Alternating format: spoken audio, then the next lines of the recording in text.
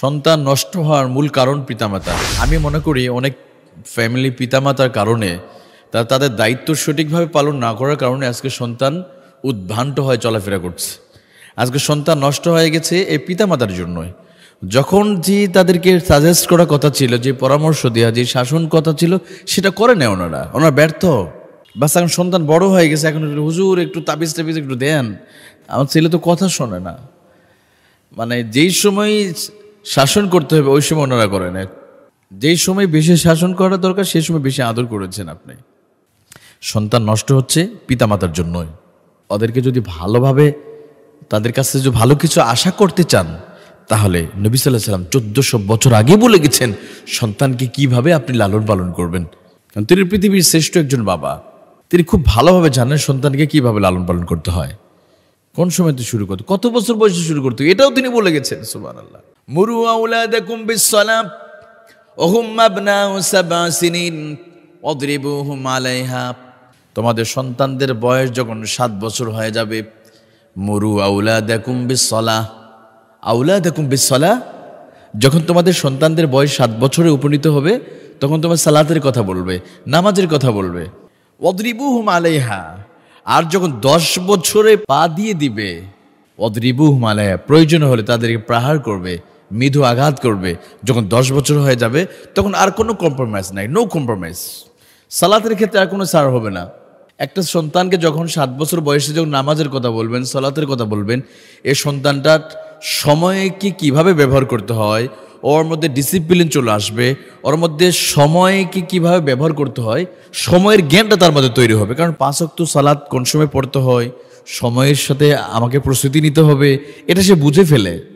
আর সে এটা বুঝে যায় যে আমি যাই করি আমাকে নামাজ পড়তে হবে। একজন পিতা, একজন মা, সন্তান যদি প্রাইভেটে যদি না যায়, জিজ্ঞেস করা হয় হয়তো টিচার এসছে ঘরে, যে ইংলিশ টিচার এসছে, অথচ তুমি যাই বাইরে খেলা করছো, তখন দেখবে যে তার মা ধরলো, তুমি কেন প্রাইভেট না করো, তুমি কেন বাইরে গিয়েছো। আবার ফোন দিয়ে বলো, দেখেছো তোমার ছেলে স্যার আসছে অথচ পড়াশোনা করে নেয়। তখন উভয় দিকে প্রেশার, কত প্রেশার ক্রিয়েট সন্তানের উপরে, তুমি কেন আজকে তুমি প্রাইভেট পড়লে না। আচ্ছা, ঠিক এইরকমভাবে যদি প্রতিদিন মা বাবা যদি সন্তানের উপর প্রেশার ক্রিয়েট করতো, তুমি কেন আজকে আসরের সালাত পড়োনি, কেন তুমি ফজরের সালাত কেন তুমি পড়তে পারলে না, যদি না পারো আগামী দিন তাহলে তোমার সকালে তোমার খাবার বন্ধ হয়ে যাবে, এমনকি নিষেধাজ্ঞা জারি করতে পেরেছিলাম আমরা। দেখেন, যে মা বাবারা সন্তানদেরকে ছোটবেলাতে নামাজের কথা, তাহজিব, তামুদ্দুন শিক্ষা দিয়েছে, এই সন্তানরাই মানে শ্রেষ্ঠ সন্তানে হয়েছে। এরা আর যাই হোক, এরা কোনোদিন মা বাবার সাথে চোখ তুলে কথা বলে না, এরা কোনোদিন মাকে বাবাকে গালি দেয় না এরা, কারণ ওদের ভিতর ডিসিপ্লিন শিক্ষা দিয়েছে মারা। ইমাম আহমদ বিন হাম্বল, জামানার বিখ্যাত মুহাদ্দিস, উনি কেন হতে পেরেছিলেন জানেন? ইমাম আহমদ বিন হাম্বল, তার মা ছোটবেলা থেকে 7 বছর আগেতে তিনি 5 ওয়াক্ত সালাত আদায় করতেন। কল্পনা করা যায়, ফজরের সময় মাইলকে মাইল রাস্তা, অন্ধকার ঘুটঘুটে রাস্তা, মা ছোট্ট আলো নিয়ে সন্তানকে মসজিদে নিয়ে চলে যেতেন, নামাজ হয়ে যেত, আবার মা সন্তানকে নিয়ে আবার বাড়িতে চলে আসতো, মাইলকে মাইল, কারণ মসজিদ অনেক দূরে ছিল। আর বর্তমান জামানায় মসজিদ এত দূরে না।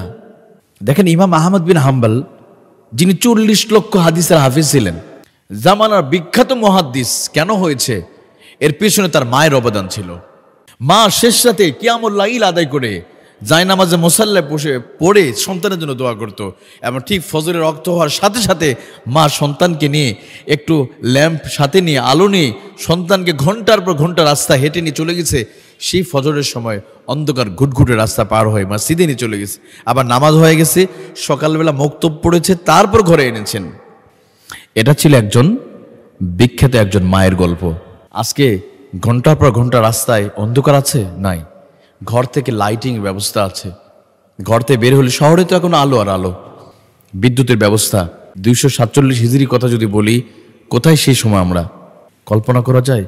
আজকে ইমাম আহমদ বিন হাম্বলের মতো কেন সন্তান জন্ম হয় না জানেন? এই কারণ হলো আমরা ওইভাবে সন্তানদেরকে আমরা শিক্ষা দিতে পারছি না। আজকে মায়েদের পেট থেকে, আর ইমাম আহমদ বিন হাম্বল, ইমাম বুখারী রহিমাহুল্লাহ মতো সন্তান, হাফেজ হুজুরের মতো সন্তান জন্ম হয় না। কেন হয় না? শাহজালাল, মুজাররদ ইয়ামিনী, এরকম আল্লাহর জবরদস্ত আল্লাহর ওলিদের মতো সন্তান জন্ম হয় না। এখন দুর্নীতিবাজ, লুটেরা, টেন্ডারবাজ, চাঁদাবাজিদের জন্ম হচ্ছে। কেন হচ্ছে? ওই যে মায়ের ওইভাবে সন্তান লালন পালন করছে না। একটা মা পেটে সন্তান আসার সাথে প্ল্যানিং থাকতে হবে। আপনি গর্ভবতী, আপনার পেটে সন্তান আছে, এখন তো আপনার প্ল্যানিং হবে আপনার সন্তানটা আগামী দিন কি হতে যাচ্ছে। আপনি সন্তানকে পেটে নিয়ে যদি নাটক